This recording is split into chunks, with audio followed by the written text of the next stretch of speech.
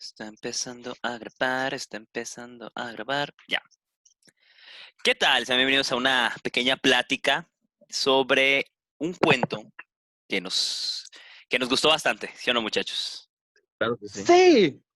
El cuento se llama Es culpa de los tlaxcaltecas. ¿De quién, En amigo? efecto. José Pablo. Se me fue, de Elena Garro. De Elena Garro. Claro que sí. Pues no sé con quién comenzar. Creo que estaría bien que empezáramos comentando acerca de la autora del cuento, un poquito sobre ella para entrar en contexto. ¿Quién, Sí, quién claro. fue Elena Garro? ¿Quién fue Elena Garro? Platícanos. Elena Garro fue una escritora mexicana que nació el 11 de septiembre de 1920, lamentablemente falleciendo el 22 de agosto del 98, en mi año de nacimiento, con 78 años. Muy joven, muy joven. ¿Casualidad? No, no lo creo. José Y Pablo, ella nació en Puebla, pero su mayor infancia la vivió en la Ciudad de México. gracias, amigo. Gracias por esos datos tan importantes. De nada. Vamos contigo, Pablo, Pablo. ¿algo que quieras comentar sobre la Efectivamente, señora? es orgullosamente mexicana. De hecho, bueno, ya más adelante les contaremos algunos datos curiosos sobre ella. Nació en Puebla, como lo comentaba Eje. También tuvo algunos otros cargos, además de ser escritora de cuentos, como en esta ocasión lo fue. También fue guionista, periodista, dramaturga, cuentista y novelista. Entonces, tuvo toda una gama de profesiones que sin duda, pues, caracterizan, perdón, a una gran escritora. Además de que, pues, algo que se resalta mucho de ella es que ella escribió mucho hablando en literatura, más en específico de la literatura fantástica, resaltó mucho el género de realismo mágico, fue una de las pioneras y fue una de las personas que presentó las bases del realismo mágico, este género que pues no conocemos tanto. Yo sinceramente no lo conocía hasta que ya leí esta lectura y ya me di cuenta de todas las delimitaciones y de todas las características que tiene este tipo de género, pero pues básicamente algo que se me hace curioso, puede ser que es porque casi no leo, pero es de las mejores, o por lo menos es de las más reconocidas hasta un punto, escritoras mexicanas. Entonces, si vemos un poco el lapso de los años que vivió, pues al final de cuentas es parte también de una época de grandes escritores mexicanos. Entonces, es una de las mejores escritoras mexicanas. Sin embargo, algo que mencionas, José Pablo, que es muy importante, leyendo un poquito sobre Elena, te das cuenta que a ella no le gustaba esa etiqueta de realismo mágico, o sea, a ella no, o que no le gustaba venderse bajo ese, como Hace ese bajo ese eslogan. concepto. Lo rechazaba un poco. Sí, Es muy que interesante. tenía mucho que básicamente eso nada más se lo manejaban por vender. O sea, que no le gustaba considerarse así porque lo veía más como una estrategia de lo que hoy conocemos como marketing, pues. Pues sí. Y básicamente es así. De hecho, los escritores que destacaban por fantasía en México son contados. Según yo, de los más famosos nada más es ella, Juan José Arreola y si acaso otros dos o tres. Sí, es muy...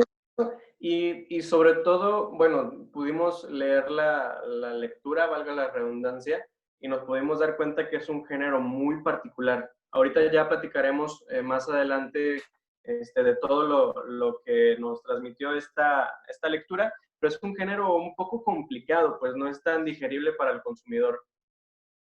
Sí, el hecho de simplemente mezclar cosas reales o que podrían ser consideradas como una realidad junto con fantasía hace que muchas veces te pierdas a la hora de leer o que sientas que no estás llevando la lectura de manera continua.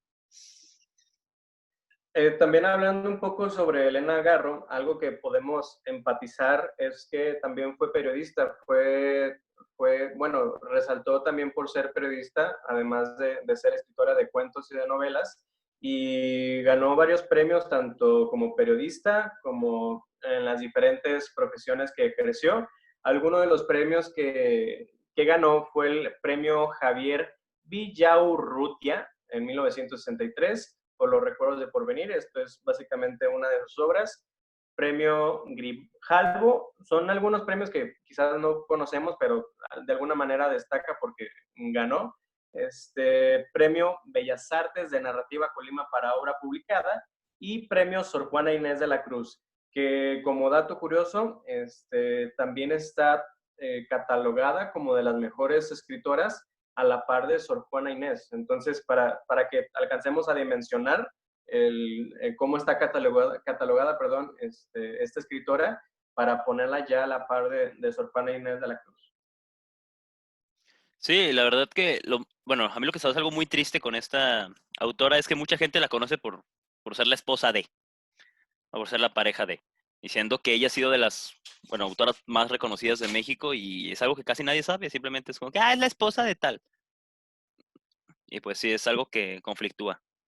Es de las escritoras más infravaloradas y creo que mucho funge como esta parte del machismo. Ya nos vamos a meter en otros temas, pero de alguna manera pues está infravalorada, como tú lo dices, Yayo. Ahí ya vamos a contar algunos datos curiosos, que es básicamente que estuvo casada con Octavio Paz. Tuvieron una hija, la cual pues me imagino que tiene un gran peso en sus hombros, al ser Hija de un de premio Nobel y y una de las autoras más grandes de México. Nada más, nada más. cosa sencilla, pues. Sí estuvo casada con Octavio Paz y pues sí es lamentable que de alguna manera, pues, si nosotros tan solo de leer algo muy general de todo lo que fue, nos damos cuenta que en parte sí estuvo un poco infravalorada su carrera. Ahora no me doy cuenta en esos momentos de la vida que pues prácticamente ella misma vivió en carne propia, que sí está un poco infravalorada, pero pues ahorita, como lo comentaba Juan Pablo, no era algo que buscaba, simplemente ella hacía su chamba y no buscaba el reconocimiento, pues. Pues sí, y es algo de admirar. Pero bueno, ya hablando ahora sí sobre el cuento, primero yo creo que sería bueno poner en contexto a la gente, más o menos de qué trata el cuento, sobre qué tema abarca. No sé, Pablo, si quieras comentarnos un resumen pequeño. Sí, claro. La culpa de los tlaxcaltecas es un cuento que se publicó en 1964, entonces ya es algo antiguo. Te voy a leer algo de San Wikipedia para poderlo explicar de la mejor manera. Básicamente, la culpa de los tlaxcaltecas es un texto que empieza cuando Laura Aldama, la protagonista o una de las protagonistas de este cuento, le cuenta a Nacha, otra protagonista, su ama de casa, sobre su viaje a Guanajuato con su suegra Margarita. Después de quedarse sin gasolina en el puente sobre el lago Huitzeo, Margarita va a buscar gasolina, dejando sola a Laura, lo que le permite escapar para estar con su esposo mexica o primo marido del siglo XVI. En el siglo XVI, Laura es parte de la conquista liderada por Hernán Cortés contra la civilización mexica. De regreso a su vida en la Ciudad de México del siglo XX, Laura se siente culpable y desgarrada entre sus dos vidas. Laura vuelve para reconocer a su primo marido, a pesar de que Pablo, su marido del siglo XX, reacciona de manera agresiva. Laura sigue viendo el sufrimiento de su primo marido y de sus heridas de guerra. La historia termina con un final abierto cuando Laura se va con su primo marido y Nacha decide dejar la casa.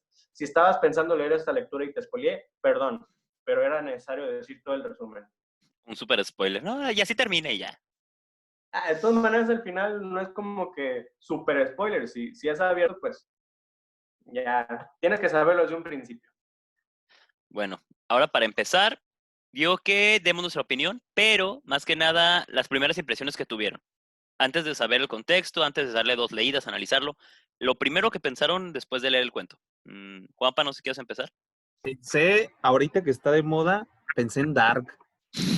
No sé si a alguien le sucedió lo mismo, Pasa. pero por todo este show que te deja al final, bueno, ya dio el spoiler José Pablo, pero cuando terminas de leer la lectura al principio, la primera lectura que le das, porque como ya lo mencionamos al principio es algo difícil de comprender, sí te queda como la impresión de, ok, es una persona que no es de nuestro tiempo, pero quizás venga también que se mezcle, que su pasado también se mezcló con el futuro, que luego el futuro está con el pasado. O sea, como que toda esta mezcla de saber que se puede tratar de un viaje en el tiempo, de personas que no son de la realidad, del contexto de aquel año. Creo que todo eso, esa fue la impresión que me dejó. sumándole que muchas cosas no las comprendía, que por eso tuve que volverlo a leer, pero me dejó con un sabor de boca dulce en el aspecto de que es una historia, es un cuento pues mágico que sí te termina atrapando, pero sí un poquito como que frustrante en el aspecto de que no pude comprenderlo a la primera. Sí, pues así como lo dices, no es un cuento tan sencillo de leer, menos de una pasada. Creo que el hecho de que involucre, como tú lo dices, todo este aspecto de cambios en el tiempo, de cambio en la narrativa, que en un momento está en una época, luego en otra, y jamás da como la pauta exacta de que, oye, cambié de tiempo, ¿sabes? Simplemente cambia la narrativa completamente y luego regresa. Sí lo convierte en un cuento un poco complicado de leer, pero pues es parte de la magia de este cuento. Eje, no sé si quieras abonar algo a tus primeras impresiones. Sí, claro. Para mí fue un cuento como muy revuelto para mí porque, ah, como dice mi compañero Pablo, es un cuento que no te habla solo de un tiempo temporal ni de una persona. O sea, como puede estar hablando en la actualidad, se puede saltar al pasado, al presente, al futuro. Y para mí sí es como muy confuso encontrar como esa línea del tiempo y saber entenderle. Porque también yo fui como que me quedaba escuchándolo y me quedé así como, ¿qué pasó? Porque escuchaba el final y también me quedé con el final como que no me esperaba como ese final. Tal vez todos nos esperamos un final feliz, un final triste, pero no un final así tan, para mí fue un final muy seco, muy sin sentido y fue como de, ¿ya acabó? O sea, aquí ya acaba, pero sí, sí tuve que volver a leer para entender la historia y para entender un poquito más de lo que quería la lectora, la escritora que entendiéramos.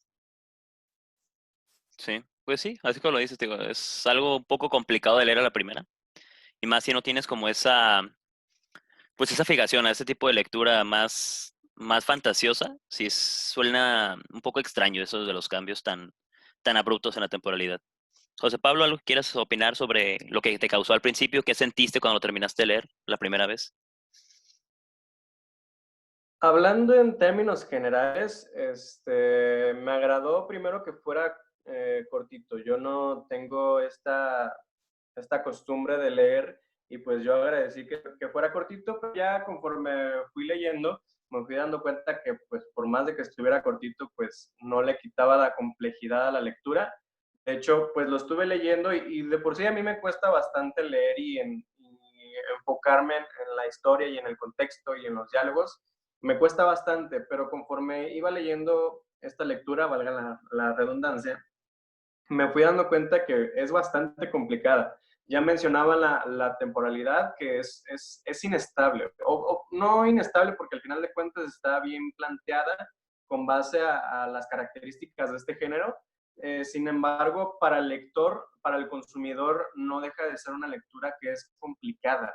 Es una, bueno, ya metiéndome más en aspectos de la trama, es una trama genérica, al final de cuentas es una trama sencilla que habla sobre amoríos, que habla sobre traición y es algo que vemos en muchos contextos y en muchos contenidos y en muchas creaciones. Sin embargo, algo que le da quizás un valor agregado es toda esta estructura que marca y que de alguna manera caracteriza a Elena, a esta escritora, que mete contextos muy específicos. Ya hablando sobre el contexto de la historia, a las personas que ya lo leyeron y en este caso a nosotros que estamos comentando sobre esa lectura, está muy enfocada y básicamente habla de un contexto que está dentro de la conquista de México. Entonces, creo firmemente, y eso me imagino que también ustedes lo han de pensar, que para leer esta lectura tienes que saber eh, por lo menos más que el promedio, sobre sobre todo este acontecimiento, vaya. O sea, creo que para que entiendas a un 100% la lectura, tienes que entender también todo lo que pasó en ese momento en la conquista de México y cómo era la cultura, cómo se llevaba a cabo pues, las diferentes cosas, porque si se dan cuenta, en la lectura sí pasan muchas cosas en específico que si lo pones en el contexto actual, pues no encaja un 100%. O sea, sí te pones a pensar que son cosas propias de la época. Entonces, creo que algo que puede mermar es el hecho de que sí tienes que saber un poco más de la historia de México para que entiendas a un 100% la trama y cómo se está llevando a cabo el contexto de la historia, pues. Pues sí, así como lo dices, literalmente todo lo que mencionan a la hora de cambiar de tiempo es el hecho de ese contexto, que es la conquista de México. De hecho, muchas personas, creo que estarán de acuerdo conmigo, hacen mucho la analogía de que está inspirado en la misma Malinche. A la hora Sí, de hablar de los tlaxcaltecas, que son los traidores de México, que son la primera fuerza que se puso a favor de los españoles a la hora de la conquista. Y hablan mucho sobre esta famoso cuento, famoso mito de la Malinche, de esta mujer que, Aparte, te das cuenta que realmente la línea del cuento te marca muy, muy en específico como en qué fecha está, porque ahí menciona un presidente. No recuerdo si fue López Mateo, creo que era Mateos. sí, Creo que ¿verdad? sí, era Mateos. Y creo que, o sea, ya ahí sabiendo este dato que dan dentro del cuento, te das cuenta que entonces la línea que te marca es de mínimo de los años, terminados años 50, principios de los años 60. Entonces, que ahí te das cuenta de que están haciendo analogías de lo que se está viviendo en ese presente a lo que ya está viviendo, ya lo que hemos hablado de la conquista, todo este show. Sí, De hecho, hablando sobre en sí del cuento, la intención de Elena Garro, ya investigando un poco más sobre esta perspectiva de ella misma al realizar esta lectura, al realizar este cuento, perdón, la intención fue transmitir un mensaje sobre la función de las mujeres en la sociedad. Entonces, creo que ya teniendo esto entendido, ya sabemos el por qué, hasta los diálogos, ya entendemos a un porcentaje el por qué los manejaba de esa manera.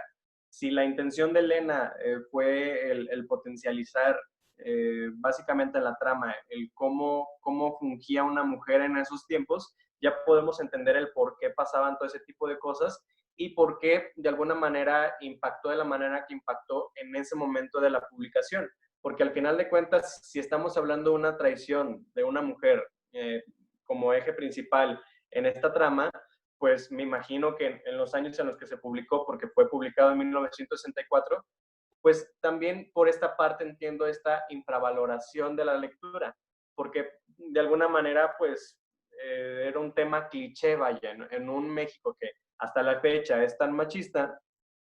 Me imagino que en los años 60 pues fue una lectura que pues le hacían hasta puchis, decirlo, si lo puedo decir de una manera coloquial. Entonces, pues creo que también por eso podemos entender que tanto la lectura hasta un punto fue infravalorizada, como hasta la misma escritora fue infravalorada. no, sí, sobre todo volviendo un poco a la biografía de la escritora, ella fue una mujer que siempre apoyó los movimientos feministas. Siempre estaba del lado de los movimientos porque ella creía fielmente que México era una sociedad machista, y más en esos tiempos, que era totalmente otros ideales. Entonces ella, platicando algunas lecturas, algunos escritos que dejó, ella platicaba que ella se quería basar en la historia de la Malinche y reescribirla, porque para muchos, o para los historiadores, la Malinche representa la traición.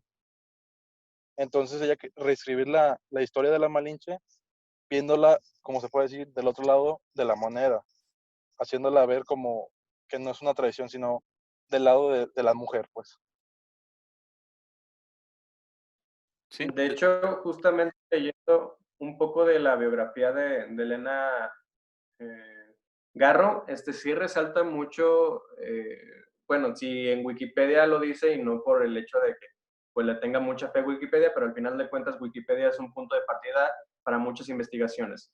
Entonces, Wikipedia resalta que la sombra de Octavio Paz, porque al final de cuentas conocemos la trayectoria de Octavio Paz y reconocemos todo el boom que creó sus textos y sus contenidos y sus creaciones. Entonces, por más de que Elena haya hecho muchísimas cosas y pues de mucha relevancia, pues sí mermó totalmente el estar casada con Octavio Paz, que al final de cuentas, pues viendo desde la perspectiva de Octavio Paz, pues no estoy informado sobre el tema, pero imagino que también ha de haber sido complicado para Octavio Paz el lidiar con todo este tipo de críticas, porque al final de cuentas, hasta él mismo como escritor, me imagino que reconocía el trabajo de su esposa. Entonces, es un tema bastante debatible, pues. Aparte, no nada más era buena, lo mismo que comentaba hace un momento. Al momento de que varios escritores y que varios críticos ya la ponían a la par de la calidad y del trabajo de Sor Juana Inés de la Cruz, que si sabemos que ha trascendido hasta estos momentos, es porque verdaderamente es de las mejores referencias en escritura, en literatura mexicana, pues no nada más era una buena escritora, era de las mejores o es de las mejores de la historia de México, pues.